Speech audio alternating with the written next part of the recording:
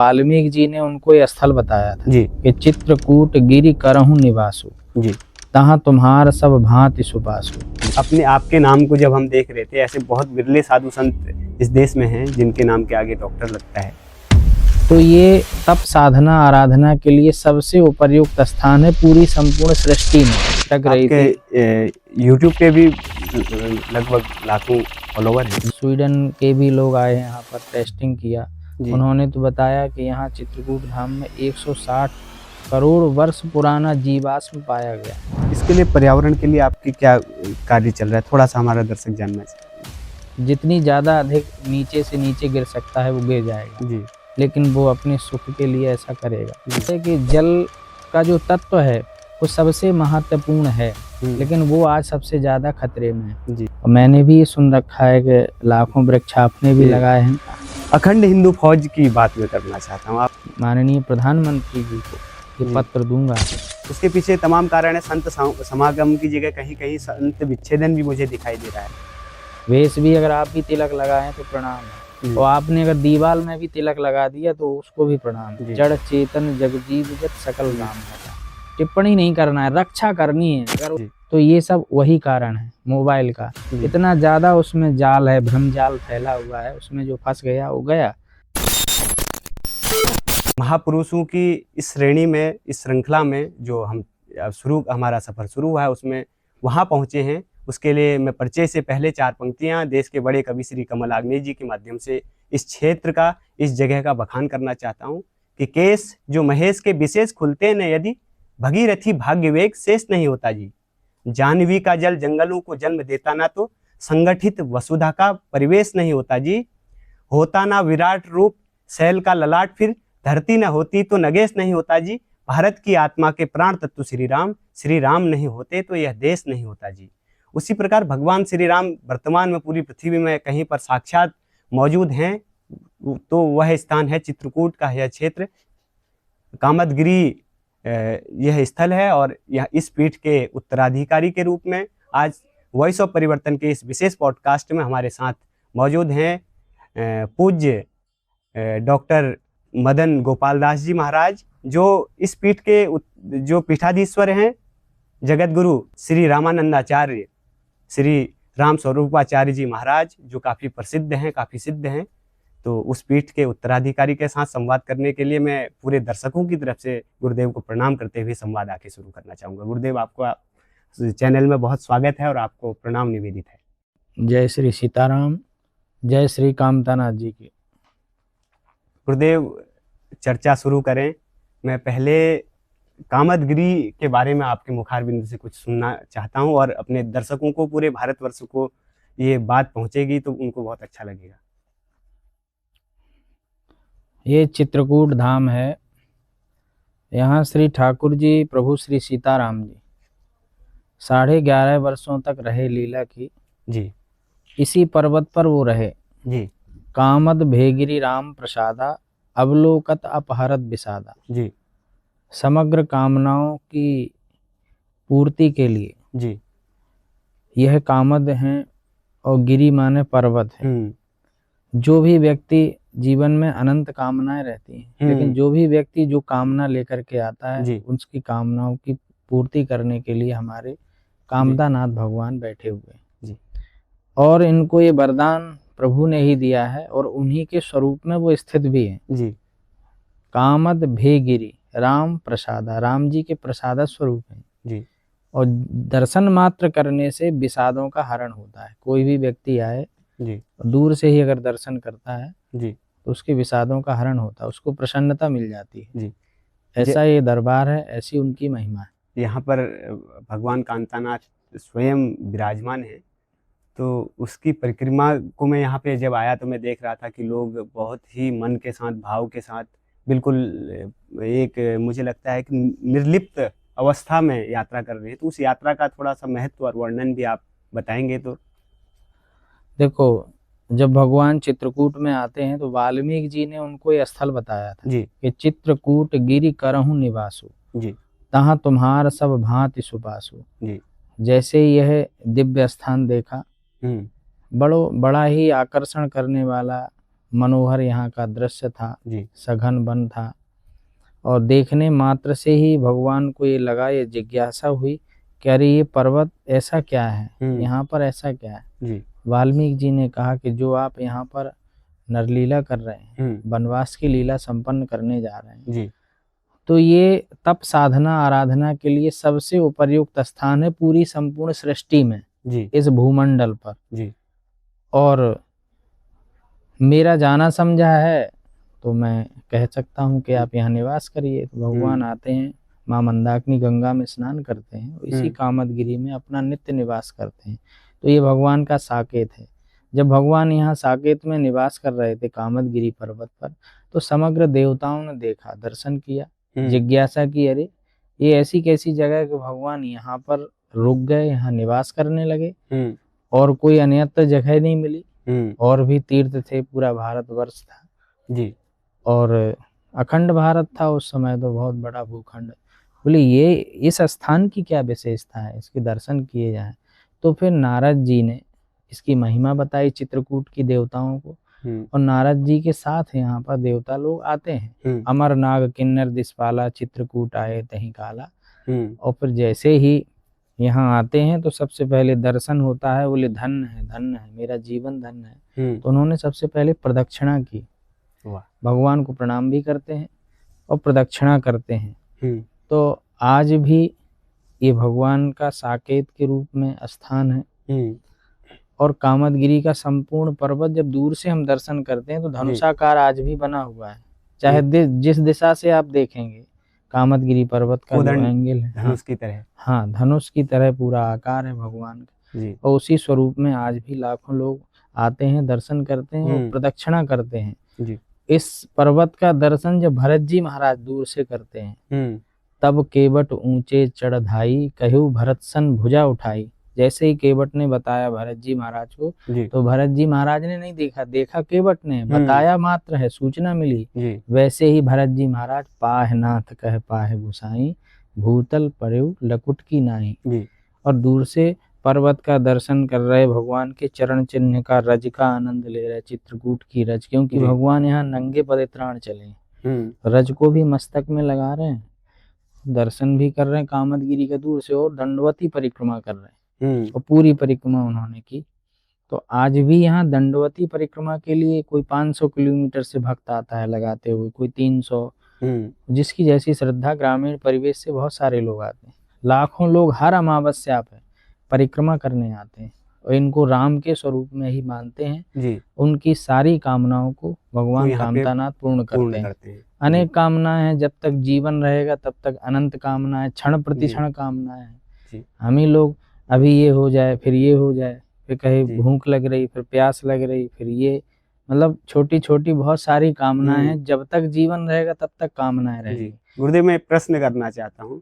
आपने कहा कि कामना, मनुष्य कामना के साथ पूरे जीवन भर आगे बढ़ने की कोशिश करता है, लेकिन आपका विशेष रूप से हम पॉडकास्ट कर रहे हैं, उसके पीछे कुछ संयोग भी है, कुछ दैवी शक्तियाँ भी हैं, और कुछ मुझे लगता है कि इच्छाएं भी हैं। और आपको भौतिक रूप से आपने आपके नाम को जब हम देख रहे थे, ऐसे बहुत विरले साधु संत इस देश में हैं जिनके नाम के आगे डॉक्टर लगता है, आपके नाम के आगे वो है।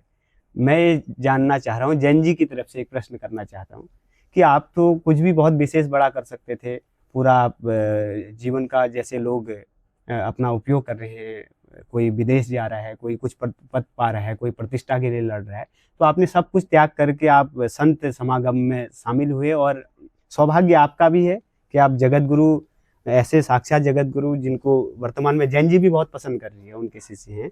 तो इसके ये त्याग कैसे किया आपने, और ये संकल्प कैसे धारण किया संत बनने का, इसके लिए भी हमारे दर्शकों को आप बताइए। गुरुदेव भगवान की प्रेरणा से जी यहाँ पर मेरा आना हुआ, क्योंकि गुरुदेव भगवान यहीं से दीक्षित रहे।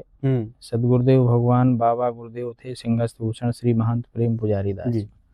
वो पूर्व में स्वतंत्रता संग्राम सेनानी थे, और बाद में फिर जब भारत आज़ाद हुआ तो वो फिर विधायक बने। प्रथम विधानसभा जब गठित उत्तर प्रदेश की हुई थी, तब उनका नाम उमा शंकर मिश्र था।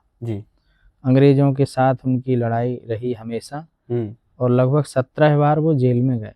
जेल में ही जेलर को प्रभावित करना, सभी को संगठन बनाना, और उस समय उन्होंने मानस का पाठ भी जेल के अंदर करवाया, जबकि उस समय ऐसा नहीं हो पाता था कहीं किसी भी स्थिति में। वो सारी स्थितियां जुड़ी रही। फिर वो चित्रकूट, चिंताहरण, जैसे ही चित्रकूट का नाम ले देते हैं वैसे ही गुरुदेव भगवान के आंखों में आंसू आ जाते थे, बड़े द्रवित हो जाते थे कि मैं चित्रकूट, मेरा हृदय है, सब कुछ चित्रकूट है। तो गुरुदेव भगवान से चित्रकूट के बारे में सुना बस था, लेकिन ऐसे अंदर से हृदय हमारा परिवर्तित हुआ कि नहीं, अब चित चेत चित्रकूट ही चल, जैसे गोस्वामी तुलसीदास जी का भाव। तो गुरुदेव भगवान चित्रकूट आते, उनके साथ में मैं भी चित्रकूट आया। अब गुरुदेव भगवान तो पूर्व से ही दीक्षित थे और पूरे संपूर्ण भारतवर्ष में वो कथा कहते हैं, मानस की बहुत अच्छी कथा कहते हैं और लाखों लोगों को प्रेरित कर रहे हैं। बहुत सारे नए युवा जो पीढ़ी भटक रही थी, यूट्यूब पे भी लगभग लाखों फॉलोवर हैं। जी।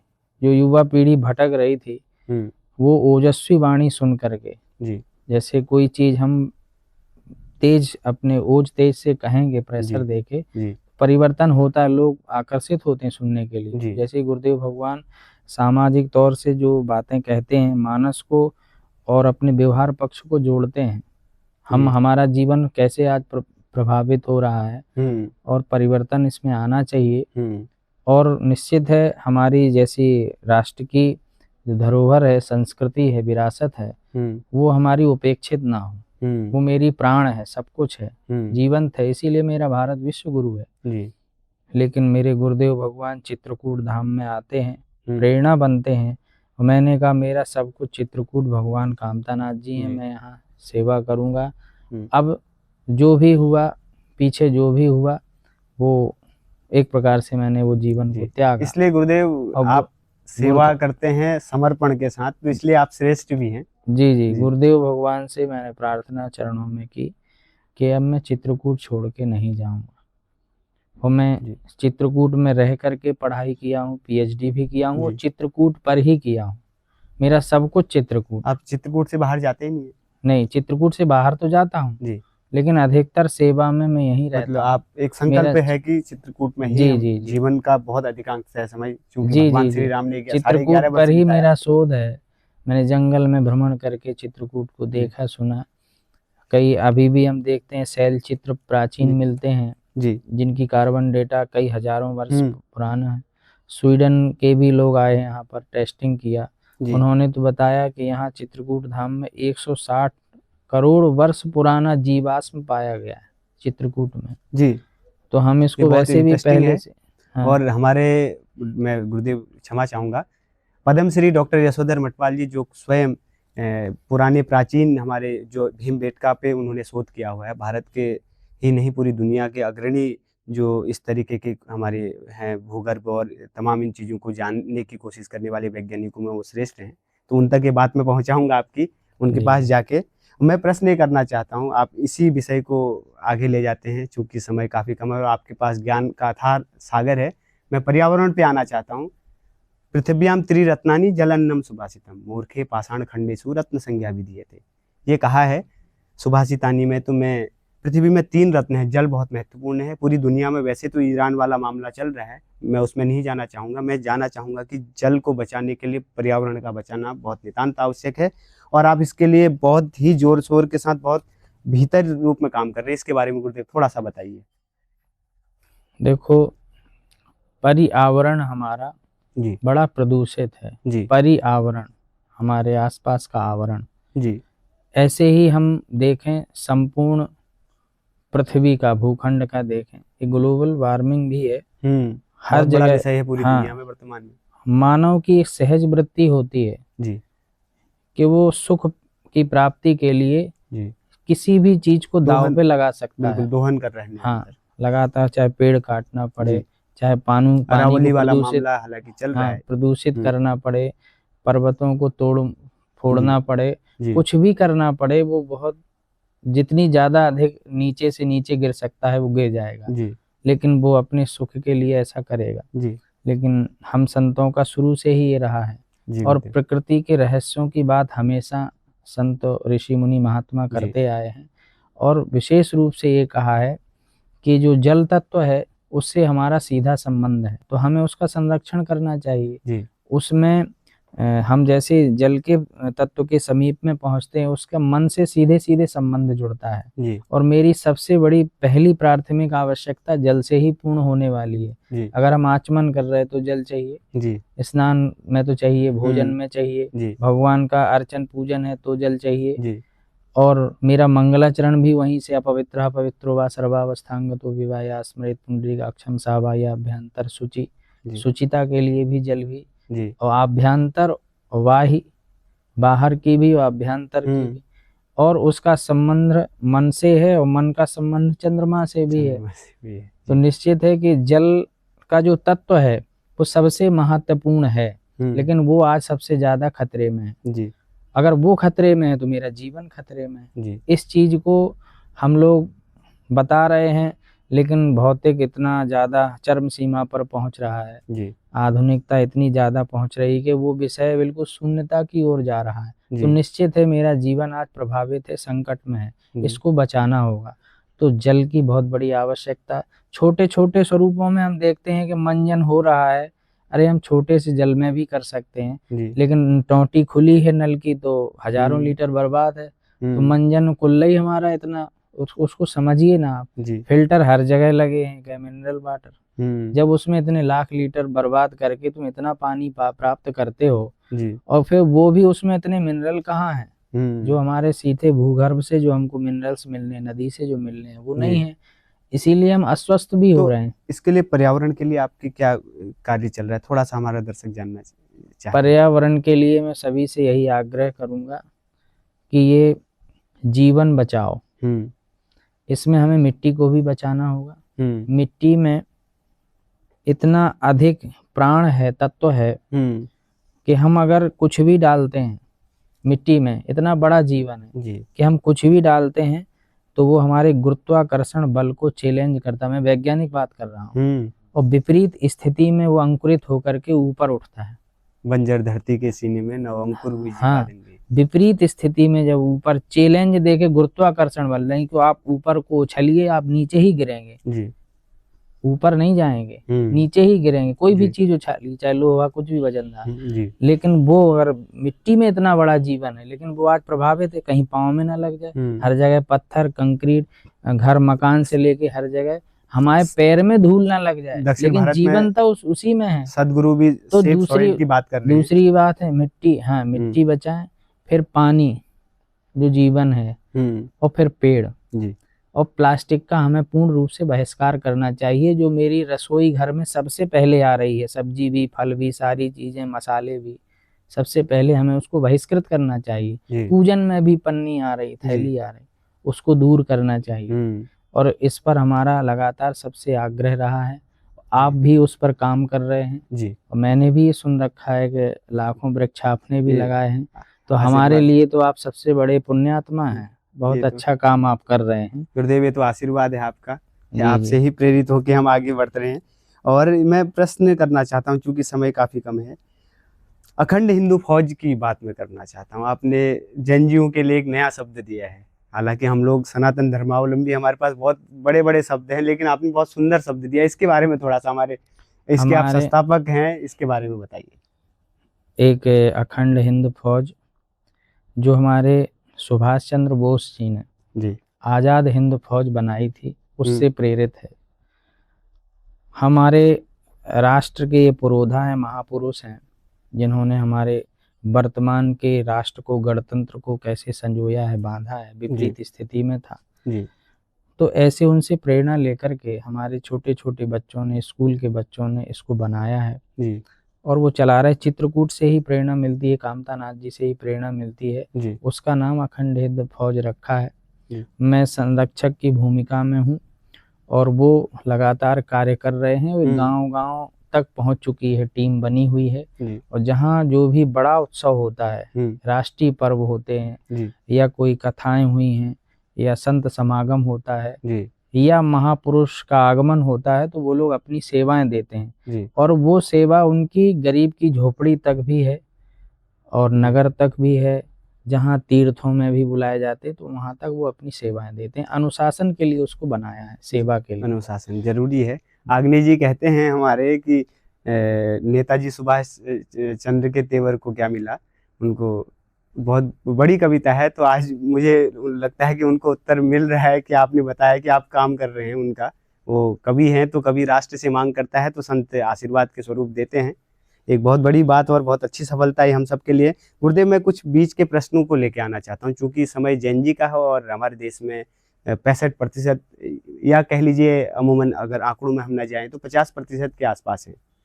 तो वो लोग ये प्रश्न रख रहे हैं कि वो बहुत अच्छा काम कर रहे हैं, उनको सब कुछ उपलब्ध हो रहा है, भौतिकता सब कुछ घर में मिल रही है, खाना घर में आ जा रहा है, पहनने के लिए कपड़ा घर में आ जा रहा है, ऑनलाइन मोबाइल में सारी जानकारियां घर पे मिल जा रही हैं। वो बाहर से बहुत खुश भी हैं, अपनी भी अपडेट वो लगातार दे रहे हैं, समाज में अपनी उपस्थिति दर्ज कर रहे हैं। लेकिन और जिद्दी तो है ही, लेकिन उनका एक प्रश्न है कि वो अंदर से खोखले, जो उसमें से जागरूक जैन जी हैं वो प्रश्न कर रहे हैं कि अंदर से वो खोखले हैं, उनको मालूम हो रहा है, तो वो अपने तनाव को कैसे दूर करें। उनको कुछ राय हम आपके माध्यम से, क्योंकि आप तो तनाव को त्याग कर चित्रकूट भगवान श्री राम को आपने अपने हृदय में समाहित कर लिया है, तो ये उत्तर अगर आप देंगे तो उनके लिए ब्रह्मवाक्य होगा। देखो, जब पंछी अपने अंडों को घोंसले में रखता है, जब तक उसने संसार नहीं देखा होता जी, तब तक वो मानता है कि नहीं यहीं तक संसार है जी, लेकिन जब धीरे धीरे अंडे से बाहर निकल के आता है तो स्वयं उसकी माँ ये चाहती है कि ये भी मुक्त आकाश में उड़ान भरे, ये जाने तो संसार को। और जब तक व्यक्ति मुक्त अवस्था में आकर के बाहर का संसार नहीं देखेगा, कुछ जानेगा समझेगा नहीं, तो प्रैक्टिकली तो कुछ नहीं होगा ना। जब तक आप नदी में नहीं कूदेंगे, तैरेंगे नहीं, तब तक आपको तैरना नहीं आएगा। वैसे ही वो है, आप ऑनलाइन भौतिक संसाधनों के आधार पर कुछ भी चीज़ मंगवा लीजिए, आप तक पहुंच जाएगी। लेकिन आपको भी कुछ चुनौतियां हैं जिनके लिए हमारा शरीर ही बना है। बड़े भाग मानुष तन पावा, सुर दुर्लभ सद ग्रंथन गावा। तो ये ऐसे ही चला जाएगा, व्यर्थ में पड़े पड़े खाते रहो, आलस प्रमादी बनते रहो। तो क्या हुआ, अगर हमने खोज नहीं की, रिसर्च नहीं किया, कुछ अनुभव प्राप्त नहीं किया, तो लोगों को प्रेरणाएं नहीं मिलेंगी। तो इस जीवन का अर्थ क्या है? ये जीवन केवल अपने लिए नहीं, परमार्थ के लिए है। इसका मूल्य समझिए, आप अपनी जिम्मेदारी समझिए। यूं ही पड़े रहोगे क्या, ये तो फिर निकम्मापन है। ये उत्तरदायित्व तो नहीं इस जीवन के प्रति। बिल्कुल, ये जीवन आप खो रहे हैं, ढो रहे हैं, इसको खोना नहीं है। जीवन अच्छे से जिए, प्रसन्नता पूर्वक जिए और लोगों को प्रेरणा बन करके कुछ और दीजिए। जी गुरुदेव, रामचरितमानस के लिए एक संकल्प आपने उठाया है, हस्ताक्षर अभियान का। 150 करोड़ के इस देश में 100 करोड़ हिंदू जो मुख्य धारा में, जो भक्ति धारा के हैं, मैं हिंदू में भी 2 धाराएं समझता हूँ, एक भक्ति धारा है जो एक भक्ति में कम रहते हैं, उन लोगों के लिए बीच में आपने एक हस्ताक्षर अभियान शुरू किया है। बहुत बड़ा संकल्प है और होना भी चाहिए। बहुत सारे लोगों की बात रहती है, अपनी अपनी मतावलंबियों का ये देश तो इतना समृद्ध है, तो उसके ऊपर चर्चा करने के लिए तो आपका बहुत समय लगेगा, उसमें हम कभी बात करेंगे। इस अभियान की शुरुआत कैसे हुई और ये अभियान कहाँ तक, ये विचार क्यों आया? ये तो कहना अतिशयोक्ति भी होगी उस बात को जड़ तक पहुंचाने की, वो तो आप सब जानते हैं, लेकिन ये संकल्प कहाँ तक पहुंचा है दर्शक जानना चाहते हैं, और आप बताएंगे तो सब लोग सहयोग करके इसको आगे बढ़ाएंगे। अपना सनातन का सबसे पावन पवित्र ग्रंथ है श्री रामचरितमानस। जी, बाबा गोस्वामी तुलसीदास जी खुद ही इस बात को कह रहे हैं कि ये मैंने इस ग्रंथ को नहीं लिखा, जी, कभी नहीं चतुर कहावो, मति अनुरूप राम गुण गावो। क्या कहा, बोले ये रचि महेश निज मानस राखा, पाए सो समय शिवासन भाका। इसकी आवश्यकता थी वर्तमान में, तो ये प्रकट हुआ है। मैं माध्यम हूँ, मैं कुछ भी नहीं हूँ। ऐसे पावन ग्रंथ पर जब लोग टिप्पणियां करने लगते हैं और बहुत सारे मन चले व्यक्ति कोई भी कुछ भी कहने लगता है कि ये गलत लिखा, ये सही लिखा, अरे एक चौपाई का आप अर्थ नहीं बता सकते, उसकी तुलना आप कैसे? बस वही ढोल गंवार शूद्र पसनारी सकल तमाम प्रकार की टिप्पणी, उसी पर को उठा करके विवाद करना, तो मन इतना द्रवित हुआ, इतना आंखों से आंसू भी आने लगे, और भगवान कामतानाथ जी से प्रार्थना की कि ये शब्द हम नहीं सुन सकते, मानस पर टिप्पणी हम नहीं सुन सकते, और मैंने जीवन समर्पित किया है, जी आज उसी को आधार माना, उसी ग्रंथ को संपूर्ण जीवन निछावर कर दिया। इतनी अच्छी आचार संहिता है मानस, जी लेकिन ये टिप्पणी हो रही है तो मुझे भी उस शक्ति सामर्थ्य दो, कुछ प्रयास हो। जी कोई युवा पीढ़ी भी भटक जाएगी, हमसे ही सवाल खड़े करेगी, क्या कुछ उसके लिए नहीं किया गया उस समय लोगों ने बोला। और जब मानस को लिखा था बाबा ने तब भी टिप्पणी कुछ लोगों ने की थी जी तब भी टिप्पणी हुई थी, बिल्कुल लेकिन बाद में उनको उसका जवाब मिल गया और साक्षात वो दर्शन भी मिल गया मानस के जैसे प्रकट होती है। आज भी हम लगते युवा पीढ़ी खड़ी होगी तो ऐसी प्रेरणा मिली कि इसके लिए हमें कुछ करना चाहिए। तो मैंने महाहस्ताक्षर अभियान कि मैं ये आग्रह माननीय प्रधानमंत्री जी को ये पत्र दूंगा।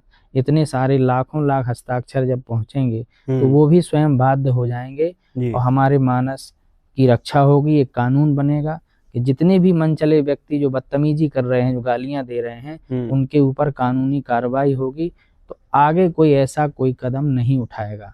इसके लिए मैंने ये पत्र तैयार किया है। तो महाहस्ताक्षर अभियान चल रहा है कि रामचरितमानस राष्ट्रीय ग्रंथ घोषित हो, इसको मेरे संविधान में सम्मान मिले, इस दृष्टि से ये अभियान प्रारंभ है। इस विषय में आपने कहा केशवदास की बात भी, चूंकि आप विद्वान, आप तो सब जानते हैं, उसको हम पूरा विस्तार से नहीं जाएंगे, लेकिन उस समय कम से कम विरोध करने वाले लोग राम को जानते तो थे। आज तो स्थिति ऐसी है कि जो विरोध कर रहा है वो राम को बिल्कुल भी नहीं जान रहा है, वो विरोध कर रहा है। तो हम आगे बढ़ते हैं। गुरुदेव, आपके कामों के बारे में, आपके ज्ञान के बारे में, आपने इतना अध्ययन किया है, आप इतने जानकार हैं, विद्वान हैं, इसके ऊपर तो बहुत बातें हम करेंगे, समय कम है। मैं चूँकि आप बजरंग सेना के लिए भी उसके पीछे के विचारों के बारे में तो आप विस्तार से बताएंगे। मैं उस उत्तर के साथ साथ एक और चीज़ आपसे, एक राय जो हम सब की है कि हर कोई बॉलीवुड के ऊपर फिल्म, बॉलीवुड वाले हमारे सनातन धर्म के ऊपर फिल्म बना देते हैं किसी भी विषय पे बिना राय लिए। उसके पीछे तमाम कारण है। संत समागम की जगह कहीं कहीं संत विच्छेदन भी मुझे दिखाई दे रहा है। वो उसके ऊपर भी मैं टिप्पणी नहीं करवाऊंगा आपसे, वो आपकी इच्छा है, आप करेंगे। लेकिन कोई ऐसा काम किया जा सकता है जिसको हम अपने जैसे नचिकेता कठोपनिषद की बात को अगर फिल्मांकन के माध्यम से, दौर ही ऐसा है डिजिटल का, फिल्म के माध्यम से सही सही संतों के साथ बैठ करके वास्तविक स्वरूप को अगर फिल्म के रूप में आगे बढ़ाएं, तो उसके लिए अगर प्रयास किया जाए तो उसमें आपकी राय भी हम जानना चाहते हैं अपने चैनल में। जय बजरंग सेना की इसीलिए आवश्यकता है भगवान कामतानाथ जी के दिव्य दरबार चित्रकूट धाम से, क्योंकि भगवान जब यहाँ निवास किए तो यहाँ से ही भगवान प्रतिज्ञा किए थे कि निश्चरहीन करऊं मही, भुज उठाए प्रणकीन, सकल मुनिन के आश्रमन, जाय जाय सुखदीन।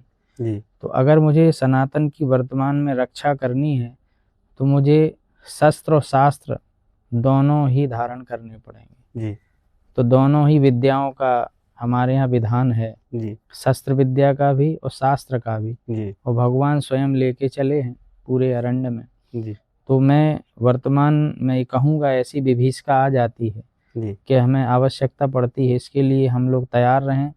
मैंने कुछ युवाओं को ऐसी भगवान कामतानाथ जी की प्रेरणा दी है कि जब जब भी ऐसा संकट आवे तो हमें तैयार रहना है, और ऐसे तैयार नहीं रहना है बिल्कुल बलिदान देने के लिए सीधे सीधे तैयार रहना, नहीं तो इस जीवन का कोई अर्थ नहीं। मरना तो सबको है एक दिन, और मरेगा ये शरीर धीरे धीरे, इसका क्या करोगे? अगर हमारा मान सम्मान स्वाभिमान राष्ट्र धर्म का नहीं बचा पाए तो यहाँ जीवित रहने से कोई मतलब नहीं। कीड़ा मकोड़े जैसे हमको नहीं रहना है, सीधा सीधा मेरा कहना है। हम आत्म सम्मान स्वाभिमान के साथ जिएं, अपने सनातन की भी रक्षा करें। और सनातन का बहुत बड़ा स्वरूप है मेरा, वसुधैव कुटुंबकम की भावना है उसमें। ऐसा नहीं है कि इनके प्रति भेद, ये ऊपर नीचे छोटा नीचा, ये सब नहीं है। आओ, स्वागत है, कोई भी आए। और विरोध करेगा, मानवता के खिलाफ भी अगर कोई अगर बोलता है तो निश्चित मैं कहता हूँ कि उसका बेबाक होकर के उत्तर दीजिए आप। और आपने कहा महापुरुषों के, संतों के बारे में, तो संतों के बारे में बड़े छोटे सालिग्राम सब बराबर होते हैं। तुलसी का पत्ता बड़ा हो छोटा हो सब बराबर हैं। अगर कोई भी साधु कंठी तिलक धारण किए हैं तो गोस्वामी तुलसीदास जी ने कहा है कि तुलसी जिनके मुखन ते धोके निकसत राम, बाके पग की पान ही मोरे तन को चाम। मैं कोई टिप्पणी नहीं करूंगा। वो संत बंदनी है। प्रश्न वेश भी अगर आप भी तिलक लगाएं तो प्रणाम है, और आपने अगर दीवाल में भी तिलक लगा दिया तो उसको भी प्रणाम है। जड़ चेतन जगजीव जत सकल राम में जान। टिप्पणी नहीं करना है, रक्षा करनी है। अगर उस तिलक को कोई आँच आएगी तो मैं शांत नहीं रहूंगा। बहुत सकारात्मक उत्तर दिया है। और गुरुदेव, एक और प्रश्न मैंने इसमें आपसे एक राय मांगी थी कि अगर हम अपने सनातन ग्रंथों के मूल तत्वों को फिल्मांकन के माध्यम से, चूंकि हमारे संतों के पास तो ईश्वर की कृपा से तो माया उनके चरणों में पड़ी रहती है, वो हम दिखाई भी देता है, उसके ऊपर भी मैं विस्तार से नहीं, आप जानते हैं, साक्षात आपने तो अपनी आंखों से देखा है, तो उसके ऊपर आपकी क्या राय है? बहुत प्रकार से नेगेटिविटी फैलाई जाती है फिल्मों के माध्यम से। वामपंथी विचारधारा के लोग, जैसे एक आदि पुरुष बनाई थी, उस पर बहुत गलत वो किया गया था। भगवान परब्रह्म परमात्मा है जी। और दूसरी बात, जब लोकनायक राम कहा गया है, व्यापक स्वरूप में न राम है, परब्रह्म राम है जी, अनेक रूपों में है, तो फिर निश्चित है ऐसे कैसे सोने चांदी के मंदिरों से भरा हुआ परिवेश रखने वाले साधु संतों के इस देश में अगर एक राम की फिल्म भी अगर संत समाज नहीं राम बना पाया, जी के लिए तो ये हमारी अयोग्यता होगी। सर्वस्व समर्पित करते, सोना चांदी ही नहीं जीवन भी समर्पित करते, पूरा किया हुआ है संतों ने। तो सोना चांदी कौन सी बड़ी बात, हीरा जवाहरात। आज तक हमारे बच्चे पुस्तकों में पढ़ते थे गुरुदेव, तो आप पुस्तक लिखते थे संत। अब हमारे बच्चे मोबाइलों में देख रहे हैं, तो क्यों ना अच्छी फिल्म बना के उनको हम इस तरीके से उसका सकारात्मक कुछ बनाना चाहिए। हमारे भारत पर, भारतीयता पर बनाना चाहिए, सनातन को लेके बनाना चाहिए, संपूर्ण मानव सभ्यता के लिए बनाना चाहिए। पुनरुत्थान हो, लोक जागरण हो, मंगलमय हो, अच्छा ही अच्छा हो, ऐसा कुछ करना चाहिए। और मैं आज भ्रम की स्थितियां बहुत फैलाई जा रही हैं, इतनी ज्यादा फैलाई रही हैं कि आदमी उस स्थिति में आकर के शून्यता में चला जाता है, इतना डिप्रेशन में चला जाता है, ये लगता है कि जीवन बेकार है, हमें मर जाना चाहिए, ऐसी शून्यता आ जाती है। तो ये सब वही कारण है मोबाइल का। इतना ज्यादा उसमें जाल है, भ्रम जाल फैला हुआ है, उसमें जो फंस गया वो गया। हमें फंसना नहीं है, हमारे क्या मतलब की चीज है, हमें वो चीज लेना चाहिए, ग्राही करना चाहिए। नहीं तो मोबाइल से दूर रहो ना, पुस्तक पढ़ो, किसी के साथ संवाद करिए ना, बूढ़े के साथ बैठिए जी, संत के साथ बैठिए, जो सीनियर है आपका, प्रणाम करने योग्य है, उसके साथ बैठिए, सत्संग कीजिए। जो हमारे सीधे सीधे संवाद करने से ऊर्जा मिलती है वो हमें मोबाइल से नहीं मिलेगी। मोबाइल से ऊर्जा का क्षय होता है सीधे सीधे। जितनी भी हमारे पास पॉजिटिव ऊर्जा है उसका बहुत तेजी से क्षरण हो रहा है, हमारे मस्तिष्क की मेमोरी लॉस हो रही है। वो मेमोरी तो बढ़ा रही है अपने आप को, लेकिन वो खींच रही, तो हमें उसका सीधे सीधे दूर रहना चाहिए। जो प्रत्यक्ष ऊर्जा है, हम आपसे सीधे सीधे बात कर रहे हैं, इस ऊर्जा के साथ जुड़िए तो ऊर्जा दुगनी बढ़ेगी, शक्ति अच्छी आएगी और सुंदर सा जीवन होगा अच्छा जी। आप होली के अवसर पर यहाँ आपके पास आना हुआ है, तो ये तो माता वाराही ने मुझे भेजा है यहाँ। मैं चाहता हूँ पूरे राष्ट्र को आप होली की शुभकामनाएं अपने गुरुदेव की तरफ से, जगत गुरु की तरफ से, आपकी तरफ से, और हम माता वाराही के धाम आपको आमंत्रित भी करेंगे। मैं आपको इससे पहले अपनी, चूंकि समापन हम चाहते हैं कि आपके मुखार बिंद से हमारी पॉडकास्ट का हो, और इस पॉडकास्ट को देखने के लिए भी, चूंकि आपके तो यूट्यूब पे ही होली के महापर्व पर अनंत कोटि शुभ मंगल कामनाएं देता हूँ। संपूर्ण भारत में ही नहीं, संपूर्ण विश्व को देता हूँ। संपूर्ण विश्व में हमारे हिंदू सनातनी हैं, और चित्रकूट धाम से देता हूँ। यहाँ भगवान ने प्रकृति से प्रदत्त पुष्पों से होली खेली है। वाह, भगवान ने चित्रकूट धाम में प्रकृति में रह करके, अरण्य में, तो निश्चित है मैं फूलों की होली सबके साथ खेलना चाहूंगा। आपके मंच के माध्यम से सबको बधाई देता हूँ। और ये प्रसन्नता का पर्व है, सभी को गले से लगाएं। जो हमारे रूठे हैं, टूटे हैं, उनको मनाएं। झोपड़ी तक भी जाएं, महल तक, नगर तक, सभी जगह हम जाएं, सबको हृदय से लगाएं। प्रसन्नता ही प्रसन्नता दें, ये प्रसन्नता का पर्व है। और बुरा ना मानो, होली है। कोई रंग डाल देता तो बुराई हो जाती है, कोई कुछ कह देता है तो बुराई हो जाती। नहीं नहीं, बुरा नहीं मानना है। अरे प्रेम से, प्रेम का त्योहार है, प्रसन्नता से रहिए, प्रसन्नता दीजिए, बांटिए, इसके लिए मैं आग्रह करूंगा। और वॉइस ऑफ परिवर्तन के लिए भी हमारे दर्शकों से आप निवेदन अगर आप कहेंगे तो वो जरूर, हमारा परिवार भी बढ़ेगा आपके आशीर्वाद से।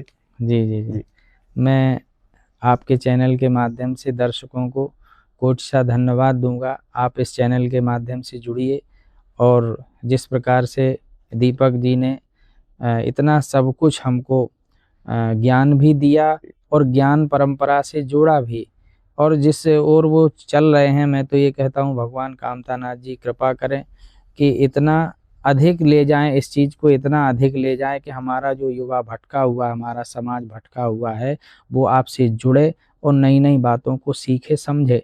होली को उत्सव पर सभी को अनंत कोटि सा बधाई देता हूँ। सभी लोग प्रसन्न रहें, भगवान कामतानाथ जी कृपा करते रहें। आप लोग भी चित्रकूट आइए, मैं यही प्रार्थना करूँ।